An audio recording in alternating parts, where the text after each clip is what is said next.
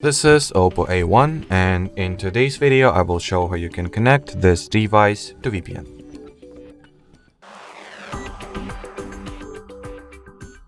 So to start, you will need to download the Turbo VPN app.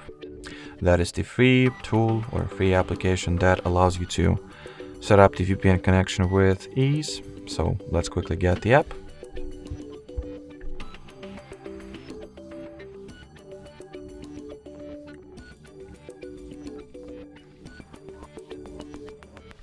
Then launch it upon installing.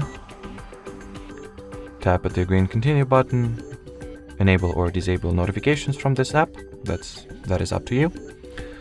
Then skip this ad, and finally we can connect ourselves to VPN by tapping at this caret icon and confirming the connection request.